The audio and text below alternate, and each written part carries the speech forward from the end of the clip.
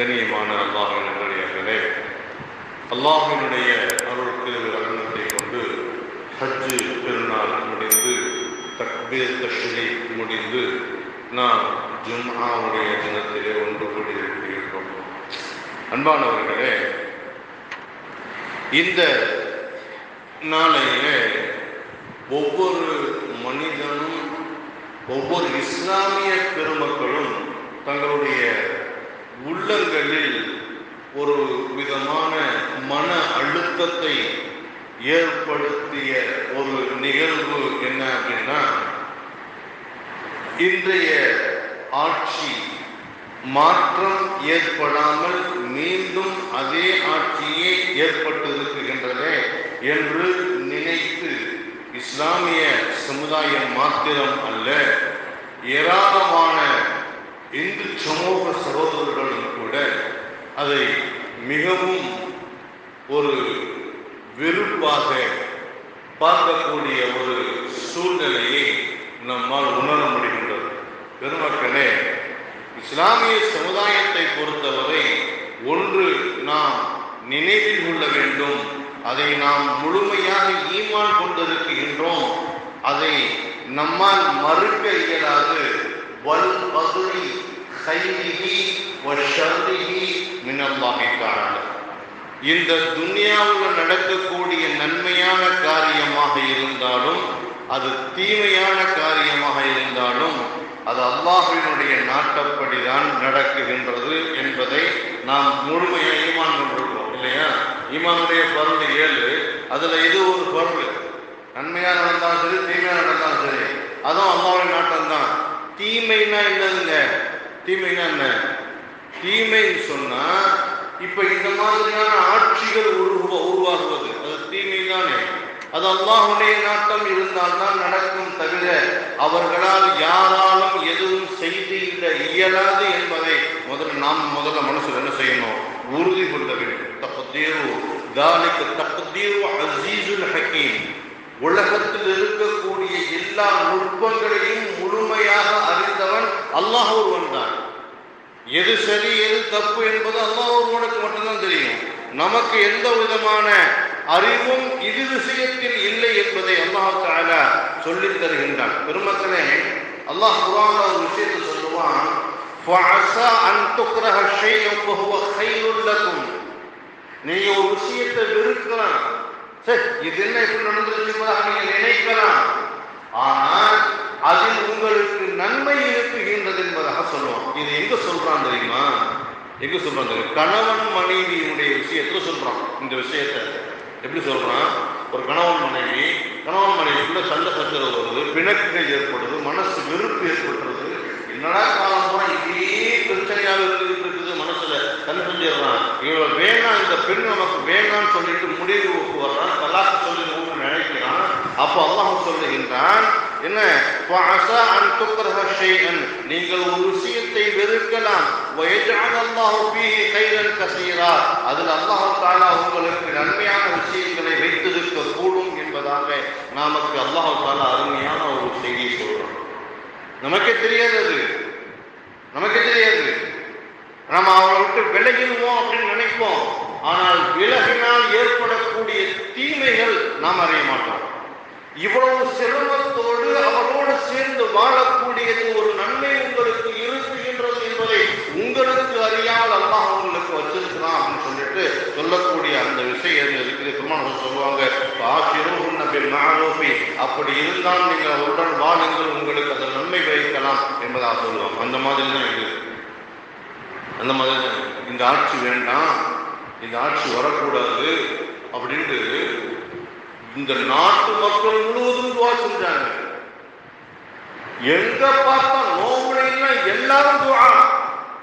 ரமலானுடைய காலங்களில் துவா செய்யாத மக்களே இல்லை. உண்மையா இல்லையா? யாருமே விரும்பினாங்களா? இந்த ஆட்சி வரணும்னு ஆசைப்பட்டாங்களா? இல்லை. ஆனால் வந்திருக்குகின்றது சொன்னால் அது இரு தரப்புக்குமே மிகப்பெரிய சூழ்ச்சியும் இருக்குகின்றது, மிகப்பெரிய கஷ்டமும் இருக்குகின்றது. அன்பான பெருமக்களே, அல்லாஹ் தஆலா துகுத்தில் முழுக்க மன்தஷா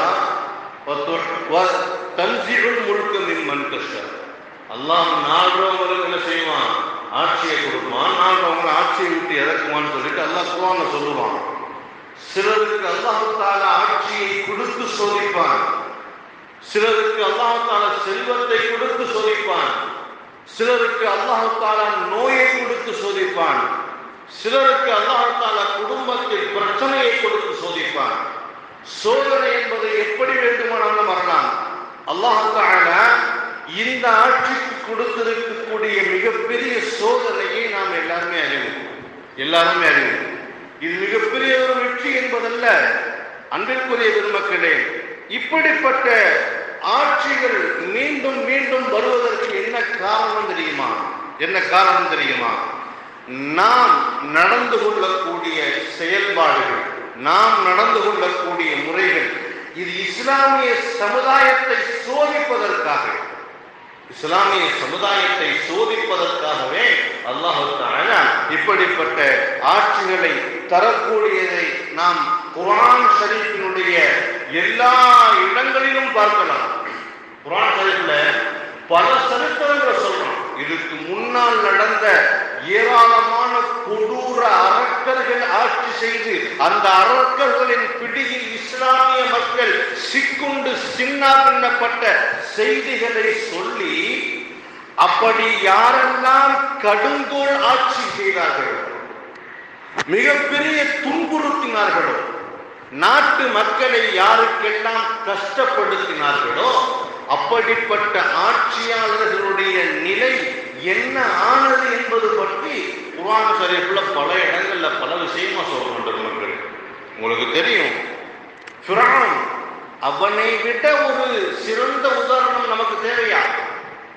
அவனை விட சிறந்த உதாரணத்தை ஒருத்தர் நம்ம கூற முடியுமா? ஃபிரௌனை போன்று ஒரு கடுமையான ஆட்சி செய்தவன் யாரும் இல்லை. பனு இஸ்ரவேலர்களை அப்படி ஒரு கொடுமைப்படுத்தினான். சரியான கொடுமை. கடுமையாக அவர்களை தண்டிப்பான். அடிமைகளை விட கேவலமாக நடத்துவான். கீழ் ஜாதியினர் என்பதாக ஒதுக்கி வைப்பான். பொதுவாகவே அல்லாஹ் தஆலாவுக்கு ஷிர்க் வச்சா பிடிக்காது. எதை மன்னிச்சாலும் அவனுக்கு இணை வைக்கிறத மன்னிக்க மாட்டான். ஆனா இவன் இருக்கான ஃபிரௌன் ஷிர்க் வைக்கல, அல்லாஹ்வுக்கு நிகரானவன் நான் என்பதாக சொன்னான். ஆனா ரப்புக்குல் அஅலா, உங்களுடைய ரப்பிலேயே நான் தான் மிக உயர்ந்த ரப்பு என்பதாக சொல்லுவான். அது அல்லாஹ்வுக்கு பிடிக்குமா? அவனுக்கு இணை வச்சாலே பிடிக்காதுன்னு சொல்லும் போது, அவனை மாதிரி நான் உன்னை மாதிரி அவனை விட நானா உயர்ந்தவன் அப்படின்னு சொன்னா அது அல்லாஹ்வுக்கு பிடிக்குமா? அப்ப இன்னும் செஞ்சிருக்கணும். அல்லாஹ் இன்னும் செஞ்சிருக்கணும். இப்படியாதான் சொல்ற, நீ என்னையோட நீ உயர்ந்தவனோ அப்படின்னு சொல்லிட்டு உடனே அவனை அடிச்சு ஒண்ணும் இல்லாம பண்ணிருக்கணுமா இல்லையா? பண்ணல. இது இன்னொரு விஷயம் கேளுங்க. மூசா அலைஹிஸ்ஸலாம் இருக்கிறாங்கல்ல, மூசா அலைஹிஸ்ஸலாம் அவனுக்கு எதிரா துஆ செஞ்சாங்க. எப்படி துஆ செய்யறாங்க? அல்லாஹ் இவன் சரிப்பட்டு வரமாட்டான், இவன் இந்த இஸ்லாமிய மக்களுக்கு தொல்லை கொடுத்துட்டு தான் இருப்பான், இவனை நீ என்ன செஞ்சு ஒண்ணும் இல்லாம பண்ணிரு அப்படின்னு துஆ செஞ்சாங்கல்ல. நபி தானே துஆ செஞ்சாங்க. நபி துஆ செஞ்சாங்கன்னு சொன்னா உடனே ஏற்றுக்கிறப்படணும்ல? இல்ல. அல்லாஹ் தஆலா அந்த துஆவை எப்ப அங்கீகரிக்கிறான் தெரியுமா? 40 வருஷத்துக்கு அப்புறம் அங்கீகரிக்கிறான். இது 2 பாடம் இருக்கு பெருமக்களே. ஒண்ணு, நாம துஆ செய்யறோம் அல்லாஹ்ட்ட, நம்மளுடைய தேவைகளை, நம்மளுடைய சிரமங்களை, கஷ்டங்களை, நம்மளுடைய வாழ்க்கை பிரச்சனைகளை எல்லாம் கேட்கிறோம். எல்லாம் எனக்கு இப்படி இருக்குது, பிரச்சனை சரி பண்ணு, நோயை குணப்படுத்து, அல்லது எங்கள் வீட்டில் உள்ள பிரச்சனை கேட்டுக்கிட்டே இருக்கிறோம். சொந்தமா வீடு இல்லை, ஹஜ்ஜுக்கு போகணும்னு ஆசையா இருக்குது, கேட்டுக்கிட்டே இருக்கிறோமா இல்லையா? உடனே அது துஆ கபூலாக மனசு தொய்படைஞ்சிடக்கூடாது. மூசா நபியினுடைய துஆவை அல்லாஹ் தஆலா 40 வருஷத்துக்கு அப்புறம் கபூல் செஞ்சான் அப்படின்னு சொன்னா நம்மளுடைய துஆ எந்த மூலைக்கு? இதே சொல்ல வர்றேன்டா, நம்ம டெய்லி சுபுல துஆ செய்வோம். யாரெல்லாம் எங்கள் ஊர் மக்கள் எல்லாரும் அந்த நேரம் ஜமாத்தோட கொடுக்கணும், எல்லாரும் ஹஜ்ஜுக்கு போகணும், நல்ல வியாபாரம் நடக்கணும், வியாபாரத்தில் நிறைய பரக்கத்து செய்யணும், டெய்லி துஆ கேட்கிறோம், அதெல்லாம் நடக்கிற மாதிரியே தெரியலையேன்னு மனசு தோன்றிடக்கூடாது. இன்னைக்கு இல்லைன்னு சொன்னாலும் நாளை ஒரு நாள் இன்ஷா அல்லாஹ் அதை அல்லாஹ் தஆலா கபூல் செய்வான். அப்பொழுது நாம் உணர்வோம் அந்த துவா அல்லாஹ் தஆலா இப்ப கபூல் செஞ்சிருக்கிறான். நம்ம ஊர் மக்கள்லாம் குடும்பமா ஹஜ்ஜுக்கு போறாங்க அப்படிங்கிற வார்த்தையை சொல்லக்கூடிய வாய்ப்பை அல்லாஹ் நமக்கு கொடுப்பான். இன்ஷா அல்லாஹ் ஆக்கி கொடுப்பான். பெருமக்களே, அந்த மாதிரி ஒரு கொடுங்கோல் செய்த ஆட்சி செய்த நான் தான் மிகப்பெரிய ரப்பு என்று சொன்ன அந்த கொடியவனை அல்லாஹ் தஆலா விட்டுதான் வைத்தான்.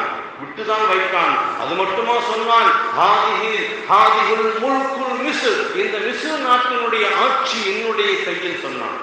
இந்த மிஸ்ர் நாட்டினுடைய ஆட்சி என்னுடைய கையில் சொன்னான். எனக்கு கீழே தான் இந்த கடல் தண்ணீர் ஓடுன்னு சொன்னான். இந்த தண்ணிக்கு நான் தான் அதிபதினு சொன்னான். நைல் நதிக்கு நான் தான் மன்னன் சொன்னான். நான் தான் உருவாக்குனேன்னு சொன்னான். கடைசியில அந்த அந்த தண்ணிக்குள்ளேயே வச்சுன்னு செஞ்சான். அவனை அமுக்குனானா இல்லையா? அத மாதிரியான கொடுங்கோல் ஆட்சி செய்த அப்பேற்பட்ட அரக்கனையே அல்லாஹ் தஆலா அடக்கி ஒன்றும் இல்லாமல் ஆக்கி தண்ணீரில் அவனை மூழ்கடித்து இன்று வரைக்கும் உலகம் அவனை பார்த்து சிந்தித்து செயல்பட வேண்டும் என்பதற்காகவே அல்லாஹ் தஆலா அவனுடைய ஜனாசாவை வைத்திருக்கிறானா இல்லையா? பெருமக்களே, ஒன்று நன்றாக விளங்கிக் கொள்ளுங்கள். இந்த துன்யாவில் நாம் வாழக்கூடிய காலத்தில் நாம் செய்யக்கூடிய எந்த செயலுக்கும் அல்லாஹ் தஆலா திருவினை ஆக்காமல் விடுவதில்லை. நன்மை செய்தால் நன்மை வந்து சேரும், தீமை செய்யக்கூடியவர்களுக்கு நிச்சயம் தீமை வந்து சேரும் என்பதில் எந்த சந்தேகமும் இல்லை. காரணம் அவனை விட பெரிய அரக்கனும் எப்பேற்பட்ட வாழ்க்கை வாழ்ந்தான் தெரியுமா? காரனுடைய வாழ்க்கையை பார்த்தவங்கன்னா அப்படியே ஆச்சரியப்படுவாங்க.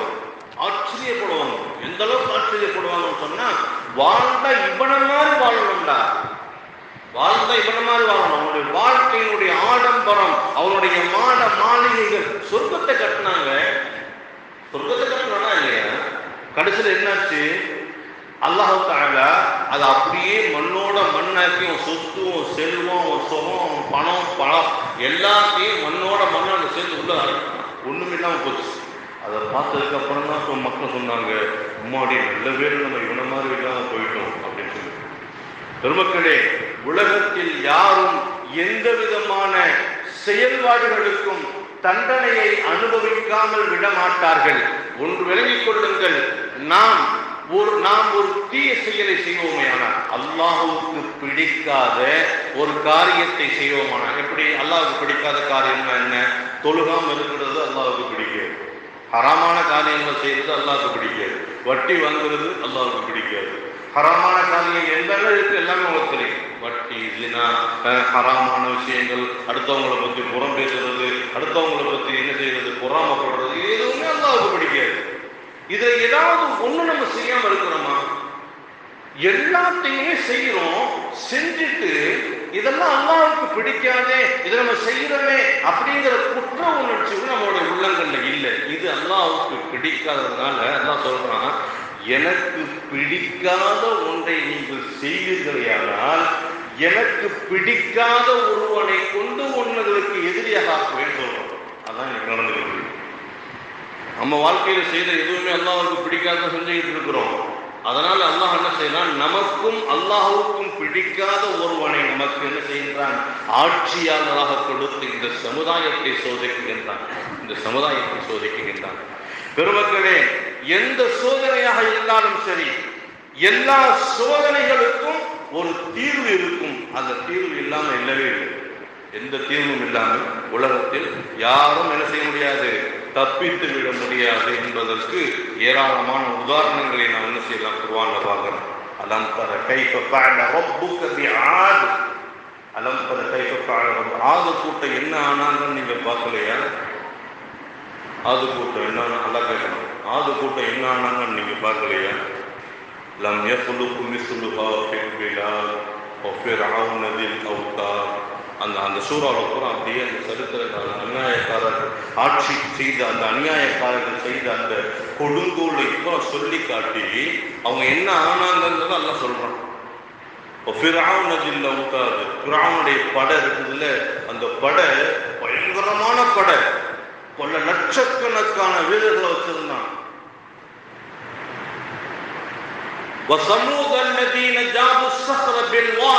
அதன் படைபடத்தின் மூலமாக இந்த நாட்டு மக்களுக்கு மிகப்பெரிய துன்பங்களை கொடுத்தார்கள்.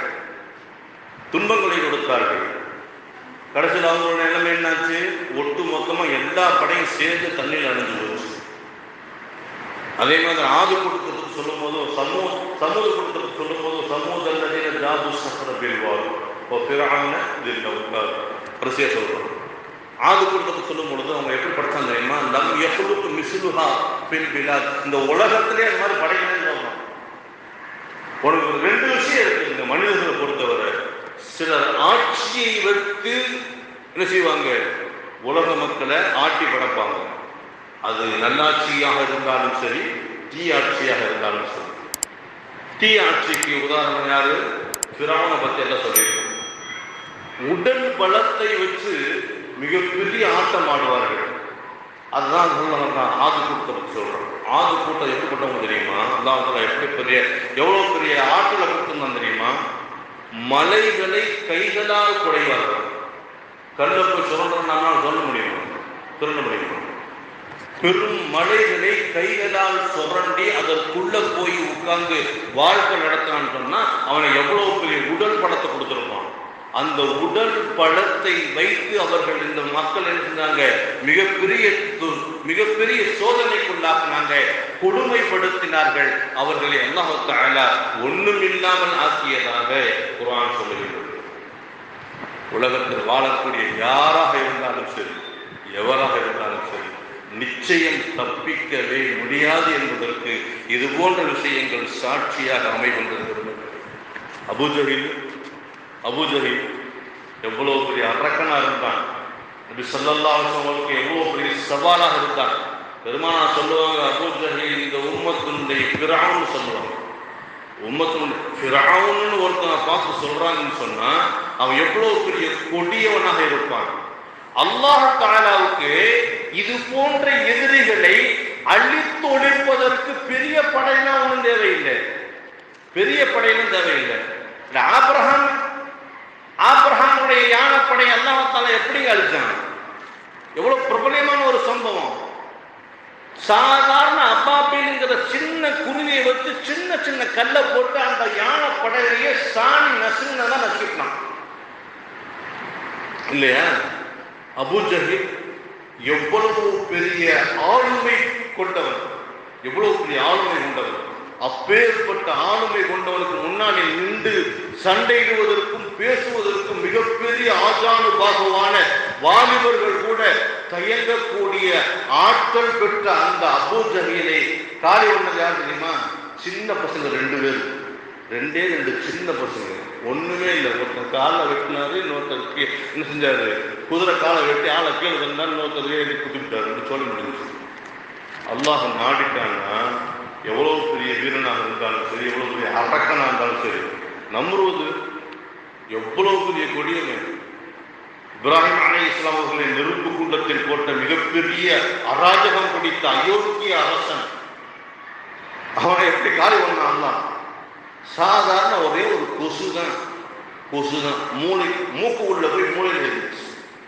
மூக்கு உள்ளேயோ காது உள்ளேயோ போய் மூளையில உட்கார்ந்து சவுண்டு, அந்த சவுண்ட் அவனால தாங்க முடியல.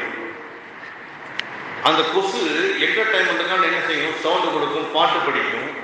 சமயங்கள்ல மூளையை எந்த அப்படி அதனுடைய கையில் குத்தினாலே காலில் குத்தினாலே தாங்க முடியல, அரிப்பு தாங்க முடியல, சொரிஞ்சுக்கிட்டே இருக்கணும்.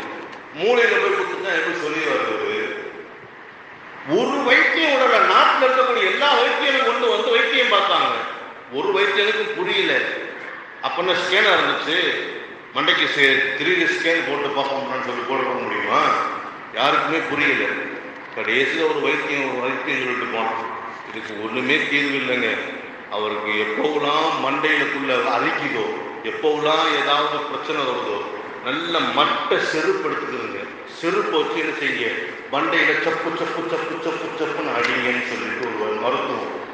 பெருமக்களே, எவ்வளவு இழிவான மரணம் பார்த்தீங்கன்னா, எப்பேற்பட்ட அரக்க குணம் கொண்ட மிகப்பெரிய வீரன் என்று சொல்லக்கூடிய, தன்னை அரசன் மட்டுமல்ல தன்னை கடவுள் என்று தன்னை சித்தரித்துக் கொண்ட அந்த அரசனுக்கு அல்லாஹ் தஆலா எப்பேற்பட்ட இழிவான மரணத்தை தந்தான் என்பதற்கு இந்த குர்ஆன் சான்றாக இருக்குகின்றது. இதை விட வேற என்ன வேண்டும்? இதை விட வேற என்ன வேண்டும்? உலகத்தில் அல்லாஹ் தஆலா யாரையும் எந்த சரணத்திலையும் என்ன செய்யறதில்லை, இது வைக்கிறதே இல்லை. நமக்கு என்னைக்கு அல்லாஹ்வை மட்டும் பயப்படுறோம், மன் காஃபல்லாஹு காஃபலஹு குல்லி ஷை, யார் அல்லாஹ்வுக்கு மட்டும் பயப்படுறாங்களோ அவர்களை இந்த துன்யாவே பயப்படும், அவங்கள பார்த்தாலே பயப்படும். அவங்க என்ன செய்ய மாட்டாங்க, லா கௌஃபுன் அலைஹிம் வலா ஹும் யஹ்சனூன், யாரை பார்த்தும் கவலைப்பட மாட்டாங்க, யாரை பார்த்து பயப்படவும் மாட்டாங்க. யாரு? யார் அல்லாஹுவை மட்டும் பயந்து அல்லாஹுக்காக மட்டும் வாழ்கின்றாங்களோ அவங்களுக்கு யாரை பார்த்தாலும் பயமும் இருக்காது, எதை பத்தியும் கவலையும் இருக்காது. யார் ஆட்சிக்கு வந்தா என்ன, யார் ஆட்சிக்கு வரலைனா என்ன, எந்த பயமும் இருக்காது. அல்லாஹுக்கு நம்ம என்ன செய்யறது இல்லை, பயப்படுறது இல்லை. அல்லாஹுக்கு பயப்படுறதுன்னா எப்படி? பெரிய தாடி வச்சிருக்கணும், பெருசா ஜுப்பா போட்டிருக்கணும், கையில தஸ்பீஹ் பண்ணி வச்சுட்டு உருட்டிக்கிட்டே இருக்கணுமா? அதுவும் அல்லாஹ் பயப்படுறதா? இல்லைங்க. அல்லாஹுக்கு பயப்படுறதுன்னா முதல்ல 5 நேரம் தொழுகணும். ஒருத்தர் ஒரு வக்து தொழுகலை அப்படின்னு சொன்னா அது என்ன அர்த்தம்? அவர் அல்லாஹுக்கு பயப்படலைன்னு அர்த்தம். அவர் அல்லாஹுக்கு பயப்படலைன்னு சொன்னா அவர் துனியாவுக்கு பயந்தாங்க. இதான் அல்லாஹுக்கு பயப்படணுங்கிறதுக்கு ஒரு சின்ன உதாரணம் சொல்றேன். நிறைய சொல்லிக்கிட்டே போகலாம். பேசுற பேச்சுல பயம் இல்லை, பார்க்கிற பார்வையில பயம் இல்லை, நடத்தையில் பயம் இல்லை, பெரியவங்களுக்கு மரியாதை இல்லை, கண்ணியம் இல்லை, ஒழுக்கம் இல்லை. பெருமக்களே, அல்லாஹ் பார்க்குகின்றான் என்ற சிந்தனை நம்முடைய உள்ளத்துல அறவே இல்லை. நாம் தனி அறையில் ரகசியமாக இருந்தாலும் அல்லாஹ் நம்மை பார்க்கின்றான் என்ற சிந்தனையோடு இருக்க வேண்டும் என்பதற்குத்தான் நாம் பாத்ரூம்ல இருந்தாலும் கூட துணியை முழுமையாக அகற்றுவதற்கு மார்க்கம் தடை விதித்திருக்கின்றது. இந்த மாதிரி எல்லாருக்கும் சுத்தமா பயப்படாம இருக்கணும்னு சொன்ன பயப்படாம இருந்தோம்னு சொன்னா நம்ம என்ன செய்யணும்? ஆட்சியாளர்களுக்கு பயப்படணும், பக்கத்து வீட்டுக்காரனுக்கு பயப்படணும், பஸ்காரனுக்கு பயப்படணும், போலீஸ்காரனுக்கு பயப்படணும், ரவுடியை பார்த்தா பயப்படணும், எல்லாத்தையும். ஆனா அல்லாஹுக்கு மட்டும் நீங்க அல்லாஹுக்கு மட்டும் பயந்து அல்லாஹ் சொன்ன இந்த விஷயத்தை மட்டும் செஞ்சு பாருங்க. யாருக்கும் பயப்பட வேண்டிய அவசியம் இல்லை, எதுக்கும் பயப்பட வேண்டிய அவசியம் இல்லை. ஏன் பயப்படணும்?